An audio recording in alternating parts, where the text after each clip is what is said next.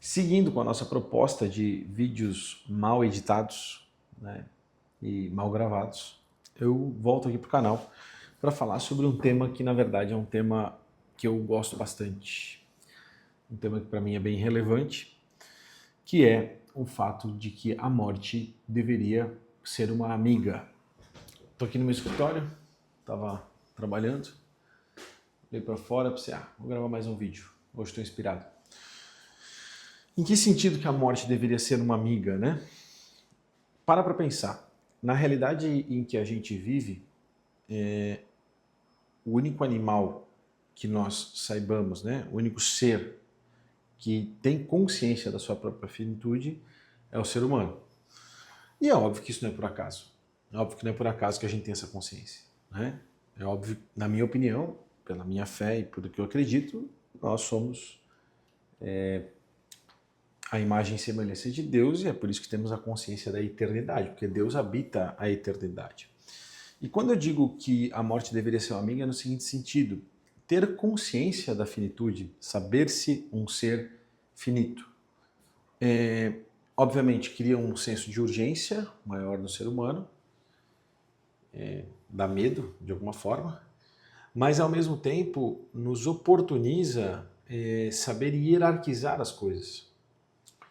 Eu acho que boa parte da nossa sociedade anda doente, problemas de depressão e essas questões todas da mente, justamente pelo afastamento da morte. Se nós tivéssemos uma sociedade mais próxima da morte, na minha opinião, acredito que teríamos menos dessas doenças mentais. Por quê?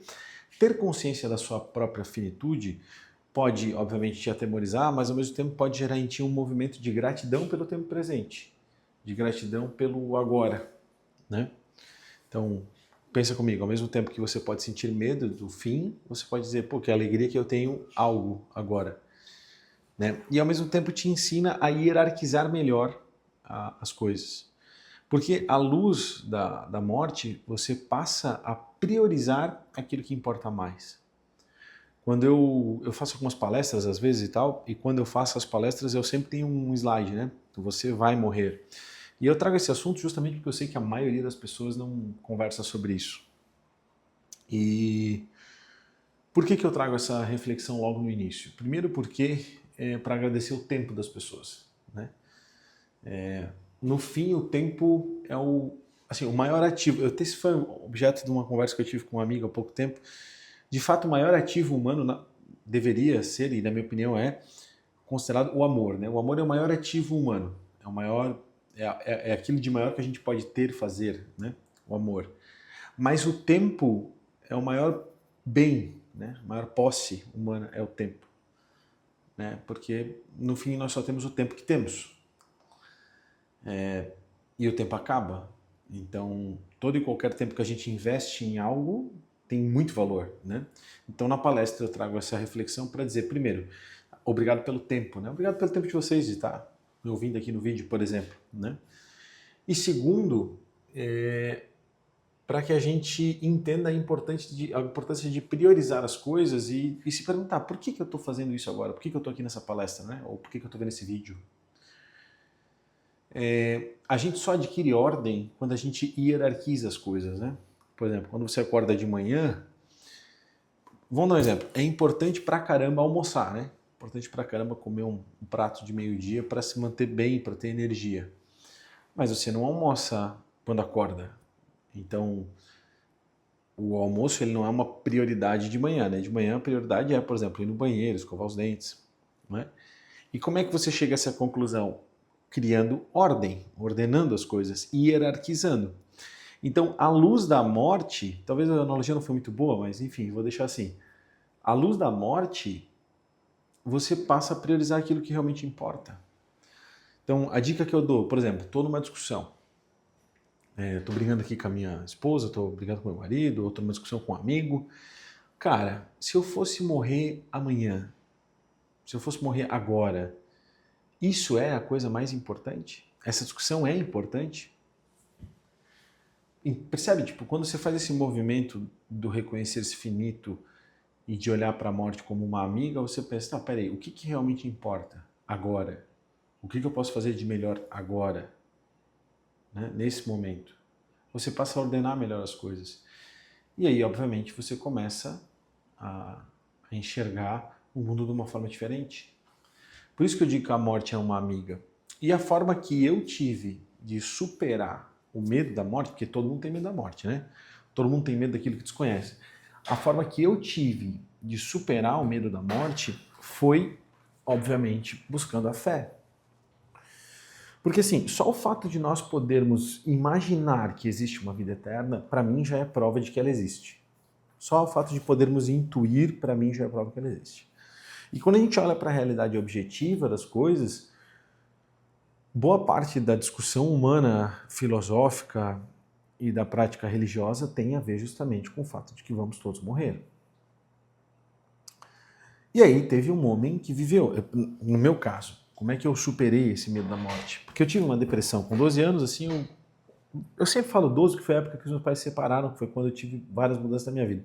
Mas na casa dos 10 ali em diante, eu passei por uma espécie de depressão, de, pô, por que eu vou para a escola se eu vou morrer? Né? Passei por isso. Então a morte naquela época me atemorizava, né? E aí, como é que eu superei isso? Né? Principalmente nos últimos anos. Com a prática religiosa, entendendo que Jesus venceu a morte. A história é essa. Aí você pode me dizer, ah, João, mas aí depende de fé. É, justamente, depende de fé. Você tem que ter fé, tem que acreditar. Eu procurei nos mais variados lugares, né? Tipo, eu frequentei os mais variados lugares que você imaginar. Eu fui em centro espírita, centro de umbanda, religiões pentecostais, evangélicas, estive em igreja luterana, enfim, tudo que você imaginar assim eu já frequentei. E foi na fé católica, na prática religiosa, que eu encontrei um caminho e que entendi e superei o medo da morte. Cara, e aí eu faço uma analogia que é a seguinte, por mais que eu tente explicar para você que está me ouvindo aí a importância dessa prática religiosa, por mais que eu tente transmitir para você, através de palavras, o que eu vivo na experiência concreta de prática, eu não vou ser capaz, porque é mais ou menos, e aí vem a analogia, é mais ou menos como a gente ficar discutindo horas, eu ficar aqui horas dizendo para você a importância do treino de bíceps. Né? Se eu pegar aqui vamos discutir sobre academia. Ah, qual é a melhor forma de melhorar o músculo, o bíceps? Ah, você tem que fazer tais exercícios, alternar com tais exercícios, né? Cara, a gente pode ficar horas aqui, eu posso ficar horas aqui falando para vocês. Se vocês não pegarem o halter, né, e fazer o exercício de bíceps, o bíceps não vai crescer. Pegou visão? Então, tipo, é a mesma lógica. A fé, ela cresce na medida da prática religiosa. É a prática religiosa que vai te trazer a fé e que vai te colocar num movimento de crescimento espiritual. Por isso que praticar é tão importante, rezar o terço e a missa, se confessar, né? Se você não é católico, entender o que é o catolicismo, buscar o batismo, buscar a catequese. É isso que vai te colocar no prumo para superar esse medo da morte, se você tem medo da morte. Porque a morte ela tem que ser uma amiga, porque ela não é uma hipótese, ela é uma certeza. A morte é uma certeza e se você ficar fugindo disso, ficar fugindo dessa mentalidade, desse pensamento, a hora que ela te confrontar, não digo na sua morte, mas quando morrer alguém próximo de você, alguém muito próximo de você, você vai se desesperar. Você vai entrar numa espiral negativa e vai se afundar num processo depressivo. E eu falo isso com propriedade por quê? Porque eu trabalhei a minha vida inteira no cemitério, minha família tem cemitério, até devia ter falado isso no começo do vídeo. Eu já atendi muita gente, né, muitas famílias, pais que enterraram filhos, filhos que enterraram pais, enfim. E eu vi isso acontecer ao longo da jornada. Então, transformar a morte numa amiga é a maneira mais saudável de lidar com ela, porque ela é uma certeza absoluta. Então, aprender com ela. E aí, esse é o caminho. Né? Ela te ensina a valorizar o teu tempo, e ela te ensina a priorizar, a hierarquizar melhor as coisas. Só que para você conseguir superar de fato esse medo e conviver com ela, com certeza você precisa da prática religiosa. Porque a prática religiosa ela vai te colocar no prumo espiritual, que é a base da realidade. Nós vivemos numa realidade espiritual que norteia o andamento das coisas materiais. Mas enfim, aí já é assunto para outro vídeo, eu também não sou nem especialista nisso. Acho que era isso, estamos chegando mais uma vez a 10 minutos, vou tentar manter esse tempo de vídeo, espero que você tenha gostado. Cara, eu não estou fazendo isso aqui com o objetivo de com o objetivo de ser uma superprodução e tal. Pelo contrário, a ideia é como se fosse um bate-papo com amigos, né? Os bate-papos que eu tenho com os meus amigos de verdade geralmente giram em torno dessas questões filosóficas. Então a ideia é ligar a câmera onde eu estiver, quando der uma inspiração, e gravar algo, né? E jogar para esse mundão de meu Deus. Então, se você assistiu até aqui e curtiu o que eu falei, cara, deixa um comentário, se inscreve no canal, né? Faz aí o que tem que fazer para me acompanhar. E eu peço isso como quem pede um feedback mesmo, do tipo, cara, o que tu tá achando? Faz sentido? Tá legal? Né? Ou nada a ver, esse guri é louco e tal.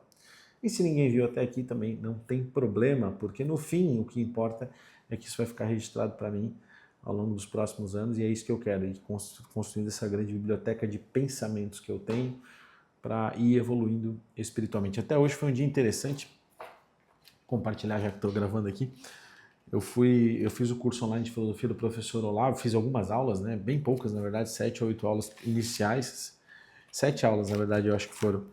E eu ia lá em 2021, e eu conhecia desde 2011, aí resolvi começar de novo. E aí eu peguei o meu caderno, né, onde eu fiz o coffee aqui, e cara, tem muita coisa legal aqui. Até quem sabe nos próximos vídeos eu vou pegar alguma coisa aqui e refletir a respeito, sei lá. Valeu?